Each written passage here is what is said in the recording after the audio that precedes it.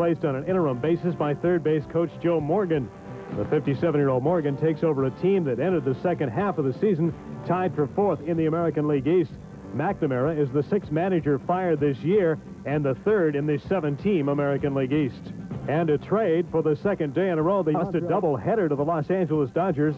Tim Leary pitched the Dodgers to a 1-0 victory over the Cubs in the first game. He also batted in the only run of the game in the second inning.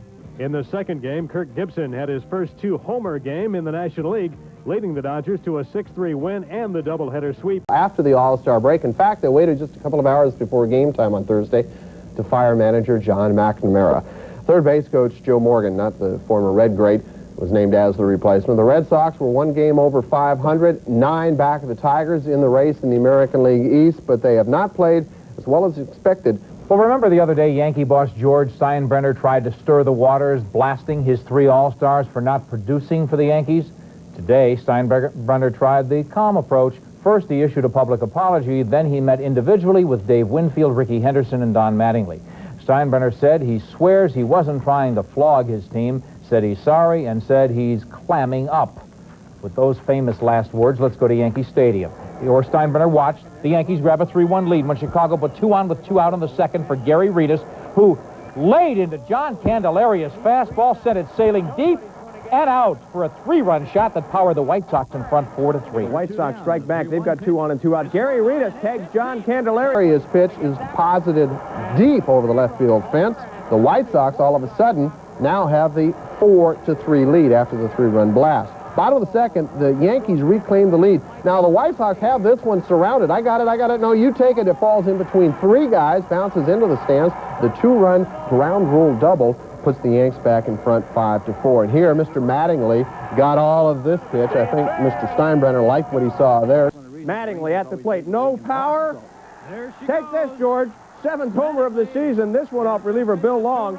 Chicago's Greg Walker homer to cut the lead down to 1 again. Then in the bottom of the 6th, light-hitting Yankee Randy Velarde hit a liner that banged off the screen, off the foul pole, just there. That made it 7-5. John Candelaria, with help from 3 relievers, got the win, and the Yankees... The Minnesota Twins started moving up to within 4.5 games as the second session commenced. They didn't become world champions with blue smoke and mirrors, don't you know? Well, tonight the Twins opened with a deuce in Baltimore. Game 1 at Municipal Stadium. Let's see what happened in the bottom of the first. Fred Lynn, 1-0 Minnesota. Bang! And goodbye. Fred Lynn with a 2-run homer off Bert Blyleven, 2-1 in favor of the Orioles. Bert was going to be seeing a lot of big flies leave the ballpark tonight. Cal Ripken grounds out, and Eddie Murray with a solo shot to make it 3-1 Orioles. Bert Blyleven is absolutely perplexed. Murray and Lynn would homer again in the game. He would get more perplexed. Now, Minnesota just didn't play well. Bottom of the second, Gerhardt flies to left. Mark Davison comes back and drops the ball on the warning track. That's an error that hurt. A 2-base job. Gerhardt would later go on to score. Boddicker, who was 5-11 now, came up with a 6-hit gem, 4 homers in the game. Eddie Murray's 13th of the year, and it's 3-1 for the Orioles. Then in the third, Eddie Murray at the plate again. Looks like an instant replay. Another curveball. This one is yanked out to right field as well. Gone. Another home run for Eddie Murray, his 2nd of the game. Bert Blyleven can't believe what's happening. 2 home runs for Murray. Fred Lynn steps in and says, thank you, I'll take my 2nd home run of the game. This one pulled out to right center field. A tough day for Bert Blyleven. Well, let's see what happened in the second game. Would the Orioles come up with a 4-game win streak?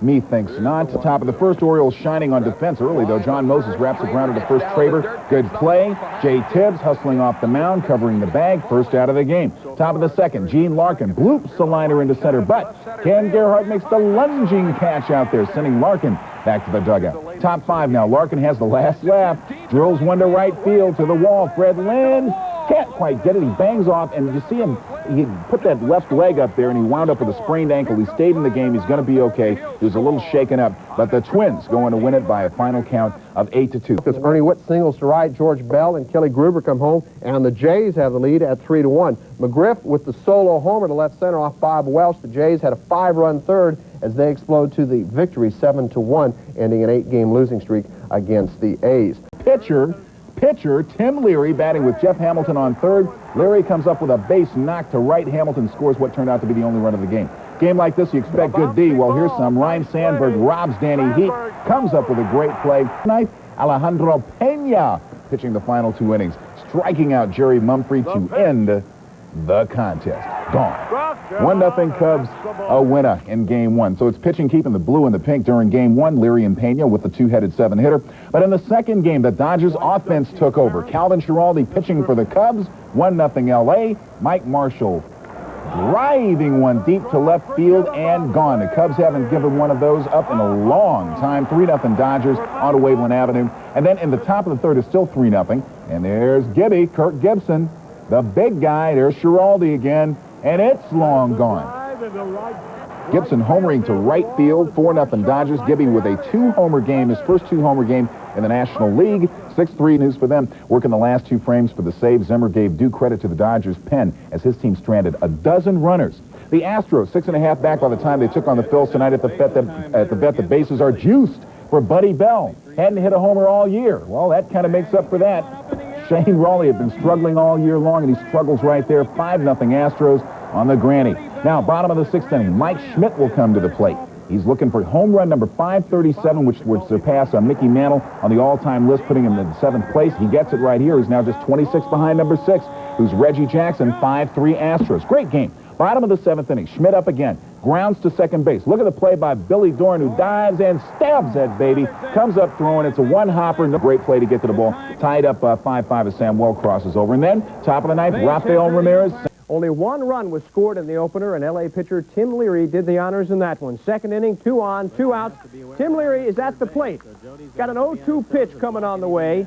Watch what happens here. He just reaches out and slaps it to right field. That's going to bring Hamilton in to score. Only run of the game. Dodgers win it by a score of 1-0. Leary pitched 7 shutout innings combined with Alejandro Pena for his 7-hitter. He gets his first win over the Cubs after 5 defeats. Now, Game 2, well, they had a little bit more offense in that one.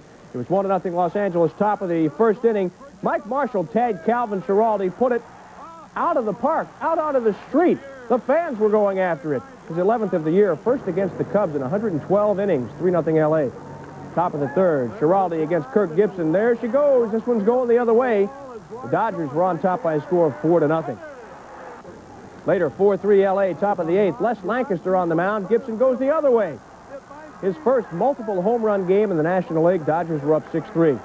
Then bottom of the 9th, Jay Howell on for Los Angeles. 2 balls, 2 strikes, 2 outs. 2 is across the board. Howell blows it by Dave Martinez. Trade that guy. Dodgers swept the doubleheader, picked up the win in Game 2, 6-3. Gibson, as we said, with home runs 16 and 17. Marshall gets number 11. Came in trailing the Mets by 3.5 in the East. Well, the Giants came in trailing the Dodgers by 2.5 in the West. So a very big game for these two second-place teams. All-star Andy Van Slyke, bottom of the first, 2 runners on, takes Rick Russell, the former Pirate, down the first base line. That one rattles around. Barry Bonds scores. And look at Bonds. Come on, Rafael Belliard. You can make it. Come on, you can make it. And he does. 2-run triple for Van Slyke. The game tied at 2. Second inning, Brian Fisher batting for John Smiley takes Russell down the third base line. A double scores LaValliere, 4-2 Pirates. Fourth inning, Atlee Hammaker in relief of Russell for the Giants. Bases loaded. Darnell Coles. He goes to the power alley in right center field. Belliard scores. Van Slyke scores. Bobby Bonilla scores a bases-clearing double. Despite a long rain delay late in the game, the Pirates hang on and beat the San Francisco. Heck, they pummeled the Giants by a score of. Tigers opened the second half of the season in first place in the American League East, a position that many observers feel they may not be able to hold without a healthy Alan Trammell or an effective Jack Morris. The Tigers, though, are a gritty lot, and they opened a long Western road swing Thursday night in Anaheim against an Angel team that came in with a 5-game winning streak. Let's go to the Big A and find out what happened there. No score in the third. Bob Boone is on third, and Devon White singles to center off Jack Morris. Boone comes in to score. The Angels led it 1-0. Then in the 5th inning, bottom of the 5th, Devon White at the plate again. This time the runner at third is Jack Howell. Little bloop single to left center by White. Howell scores, and it is 2-0 Angels. And that's all that pitcher Kirk McCaskill, the former hockey player, needed. 4 hits over 9 innings on 6 strikeouts. Here he gets Luis Salazar to fly out to right field for the final out of the game. McCaskill's 5th straight victory. And the Halos only 11.5 games out of first place. They could really be on a real mission in the second half of the season. As I said, they won 6 games in a row.